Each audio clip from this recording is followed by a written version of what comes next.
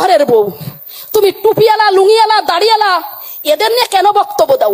আমি সেই সব জানোয়ারদেরকে বলতে চাই, অত্যাচারটা কাদের উপরে হচ্ছে?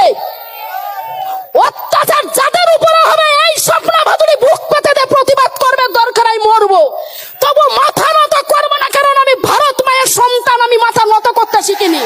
ভারতীয় জনতা পার্টির আমচা চামচা বেলচা গামচা আলু বুলু লালু কালুদের পাল্লাই পড়বেন না, তাই তো? তোমরা বলো আমরা নেতাজি সাহেবের মাটির সন্তান, আমরা নেতাজি প্রেমী, আমরা নেতাজি সুভাষচন্দ্র বসুকে খুব ভালোবাসি, শ্রদ্ধা করি, দেশনায়ক। কিন্তু তোমরা এইটুক জানো না, ওই নেতাজি সাহেবকে 3 বার গুলির থেকে বাঁচিয়েছিলেন, সেটাও টুপিওয়ালা, লুঙ্গিওয়ালা, দাড়িওয়ালা মায়ের সন্তান। তোমরা আমাদেরকে ইতিহাস শেখাও, তোমরা আমাদেরকে ইতিহাস শেখাবে, সেই ইতিহাস আমরা শুনবো? আমি এই বসিরহাট লোকসভার এই পবিত্র মাটিতে দাঁড়িয়ে আমি হাজার হাজার মানুষের সামনে আমি প্রমিস করে গেলাম, একটা মুসলিম মায়ের সন্তানের গায়ে যদি হাত পড়ে, ওই হাত গণতান্ত্রিক ভাবে মুড়িয়ে ভেঙে দেব। তোমরা ইতিহাসের কি জানো? কি জানো তোমরা ইতিহাসের? মৌলানা আবুল কালাম আজাদ যখন লাহোর জেলে ছিল, তখন ওর ওয়াইফ কিন্তু অত্যন্ত অসুস্থ ছিল। মহাত্মা গান্ধীজি দেখতে গেছেন, দেখতে গিয়ে বলেছে, মৌলানা আবুল কালাম আজাদ, তোমার কাছে আমার একটা প্রশ্ন আছে, সেই প্রশ্নের উত্তরটা দিতে হবে। উনি বললেন, মৌলানা আবুল কালাম আজাদ, হ্যাঁ আপনি বলুন। বলছে, আপনার বউ খুব অসুস্থ, আমি আপনাকে অফিসিয়ালি ভাবে যেটা মানে যা কিছু প্রসেসিং করতে এইগুলো করে নিয়ম মেনে আপনাকে আমি বাড়ি নিতে চাই, আপনার বউকে একটু দেখবেন। সেই টুপিওয়ালা, লুঙ্গিওয়ালা, দাড়িওয়ালা কি বলেছিলেন জানেন? মৌলানা আবুল কালাম আজাদ সাহেব বলেছিল, একদিকে আমার ভারত মা লোহার চেকলে, আর একদিকে আমার ওয়াইফ অসুস্থ। আমার ভারত মায়ের জন্য ওয়াইফকে বলিদান দিতে পারি, কিন্তু ওয়াইফের জন্য ভারত মাকে বলিদান দিতে পারি না। এটা হচ্ছে ইসলাম ধর্ম। প্রথমে আমি সবাইকে নমস্কার এবং সালাম জানাই নতমস্তকে। বসিরহাট লোকসভা এবং হিঙ্গলগঞ্জ বিধানসভার প্রত্যেক পরিবারকে জানাই বড়দেরকে প্রণাম, সালাম এবং ছোটদেরকে অনেক অনেক অনেক ভালোবাসা। আমার সব প্রিয় ভক্তরা এসছেন, আমি সত্যি খুব খুশি যে আমার মতন একজন সাধারণ মানুষের জন্য আপনারা হাজার হাজার মানুষ আপনারা অপেক্ষা করছেন। এইটা আমার জীবনে অনেক বড় কিন্তু পাওনা। এটা সবাই ভালো আছেন তো? ভালো থাকতে হবে তো? মোদিজির বিরুদ্ধে কথা বলতে হবে তো? কিন্তু কোন রকম ভাবে কিন্তু উত্তেজনা হলে হবে না। দ্বিতীয় মুর্শিদাবাদ এই ভারতবর্ষের কোন মাটিতে আমরা তৈরি হতে দেব না। প্রমিস করতে হবে আমাদেরকে, তাই তো?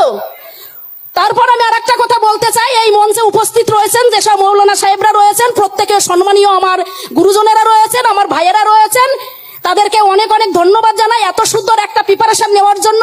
সেই সঙ্গে অনেক অনেক ধন্যবাদ জানাই আমি হাসনাবাদ থানার যিনি ভারপ্রাপ্ত অফিসার রয়েছেন এবং সেই সঙ্গে প্রত্যেক পুলিশ অফিসারদেরকে, যে এইখানে আমাদের অন্যায়ের বিরুদ্ধে এবং ন্যায়ের পক্ষে প্রতিবাদ করার জন্য আমাদেরকে সুযোগ করে দিয়েছে, তাই তো? হাসনাবাদ থানার জন্য ভারপ্রাপ্ত অফিসারের জন্য একটা জোরদার হাততালি হোক। কারণ আমাদের প্রোটেক্ট করে, আমাদের সমাজকে শান্তিপ্রিয় রাখে কিন্তু আমাদের পুলিশ প্রশাসন। সেই পুলিশ প্রশাসনকে প্রত্যেকটা টাইমে কিন্তু আমাদেরকে মনে রাখতে হবে, ওনাদেরকে কিন্তু রেসপেক্ট দিয়ে ওনাদেরকে রেসপেক্টের সহিত কথা বলতে হবে। তবে একটা কথা বলবো, আমি জানি না কতটা কি বলতে পারবো। আমার আগে যারা বক্তব্য দিয়েছেন, আমি কিছুটা গাড়ির মধ্যে কাজ খুলে শুনতে শুনতে এসেছি। ইভেন এখানে যখন আমি আসলাম, যখন আমি শুনলাম ভদ্রলোক গেল, ওনার নামটা আমি জানি না, ওনার বক্তব্য শুনে সত্যি আমি ভীষণ খুশি হয়েছি। ওনাদের থেকে আমাদেরও অনেক কিছু শিক্ষার দরকার আছে, কারণ আমি মনে করি শিক্ষার কোনো শেষ হয় না। একটা ছোট্ট বাচ্চার কাছ থেকেও কিন্তু কিছু শিক্ষা অর্জন করা যায়, তাই তো? তো যাই হোক, এবার আমি মোদি চাচা, অমিত চাচা, আমাদের আছে অমিত চাচা, আমাদের হচ্ছে যোগী চাচা, এনাদের নিয়ে একটু কথা বলি, তাই তো? এত সুন্দর একটা মঞ্চ পেয়েছি, এই সুযোগ একদম হাতছাড়া করব না।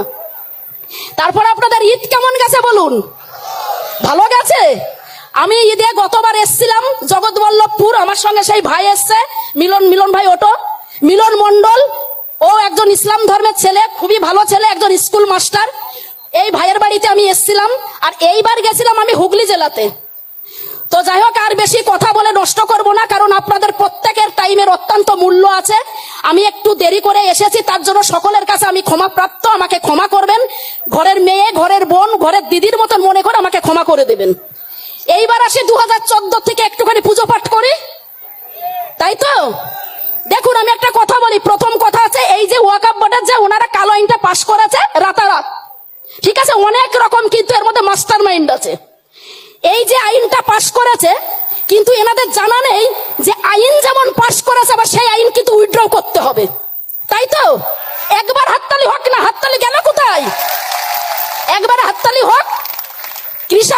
বিলটা পাস করিয়েছিল কৃষি বিল কালা আইন, সেটা তো উইথড্র করতে বাধ্য হয়েছে মোদি চাচা। আমি আশা করি বা আমি 100% শিওর, কারণ এই ভারতবর্ষের মানুষ সর্বধর্মের মানুষ বাস করে, হিন্দু মুসলিম শিখ ইসাই জৈন বৌদ্ধ অল কমিউনিটির মানুষ, তাই তো? একদিকে মন্দিরে পুজো হয়, একদিকে আল্লাহর কাছে নামাজ আদায় করা হয়, একদিকে যিশুর কাছে প্রে করা হয়, একদিকে গুরুদুয়ারে কিন্তু গুরু নানকের কাছে স্মরণ করায়, তাই তো? এটা সেই মাটি, এটা বিজেপি আর এস এর বাবার মাটি নয়। এটা এই মাটি আমাদের 140 কোটি মানুষের মাটি। যারা বড় বড় কথা বলছে যে তুমি মুসলিম কিনা তোমাকে ইনভেস্টিগেশন করতে হবে, তুমি কতদিন নামাজ আদায় করছো তোমার একটা পরীক্ষা নিরীক্ষা করতে হবে, তুমি পাকিস্তানের কি আফগানিস্তানের কি বাংলাদেশের কি মায়ানমারের আমরা ইনভেস্টিগেশন করব, আমি সেই সব নেতা মন্ত্রীদেরকে একটা কথাই বলতে চাই, এই কথা বলার আগে একটাই কথা মনে রাখবেন, এই মাটি কিন্তু স্বাধীনতার পেছনে হিন্দু মুসলিমের অবদান বলিদান রক্ত ঝরে এই মাটি কিন্তু স্বাধীন করেছে। সেখানে আর এস এস 14 গোষ্ঠীর একজনও কিন্তু রক্ত দিন এই মাটিতে। অতএব আপনারা যতই ওয়াকফ বোর্ডের কালা আইন পাস করুন, আপনাদের সাকসেস কোনোদিনও হবে না এই আইডিওলজি।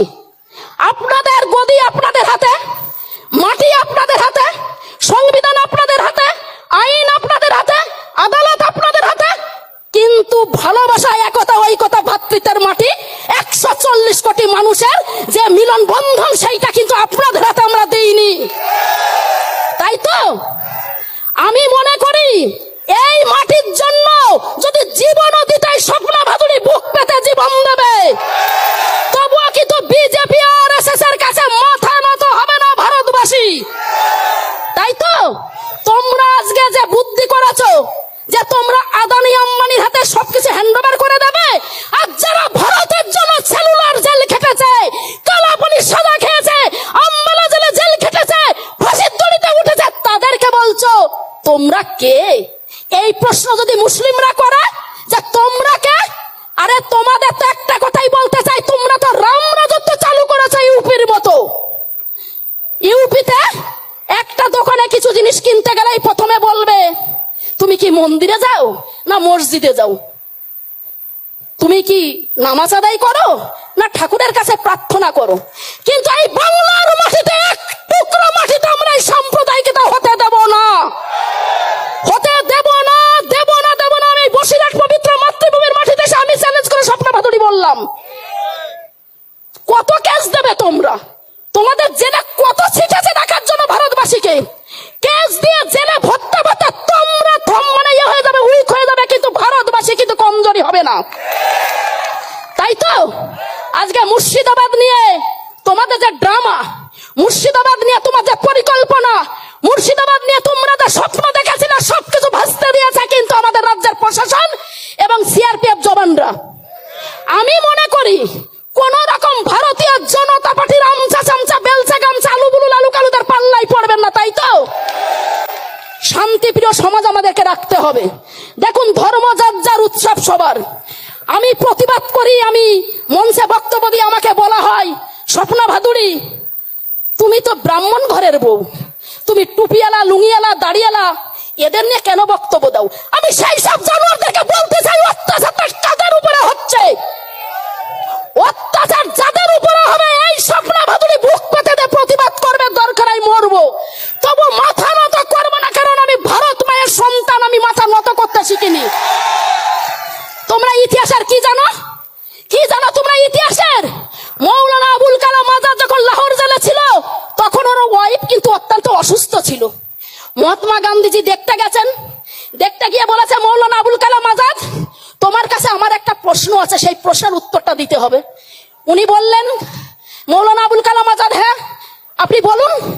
বলছে আপনার বউ খুব অসুস্থ, আমি আপনাকে অফিসিয়ালি ভাবে যেটা মানে যা কিছু প্রসেসিং করতে এইগুলো করে নিয়ম মেনে আপনাকে আমি বাড়ি নিতে চাই, আপনার বউকে একটু দেখবেন।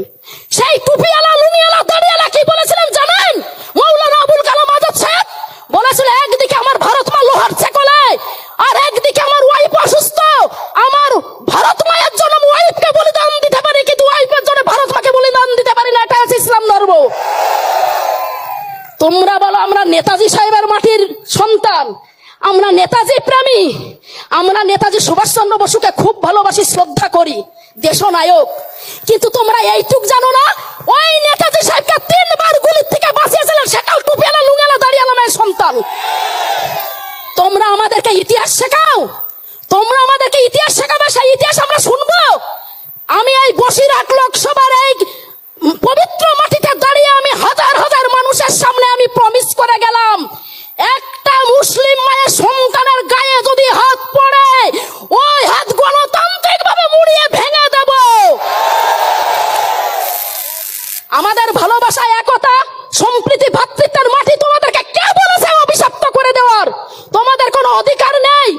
আমরা সবাই মিলে একতা ঐকতায় চলবো, কারণ আমাদের যখন স্বামীজি 1893 সেপ্টেম্বর আমেরিকা শিকাগো শহরে সনাতন ধর্মের প্রচার করেন, উনি আমাদের সমাজকে বার্তা দিয়েছিলেন, বিশেষ করে আমাদের সনাতন ধর্মী লম্বী মায়ের সন্তানদেরকে বার্তা দিয়েছিলেন নিজের ধর্মের প্রতি আস্থাশীল হতে, অপর ধর্মের প্রতি শ্রদ্ধাশীল হতে। তোমরা আজকে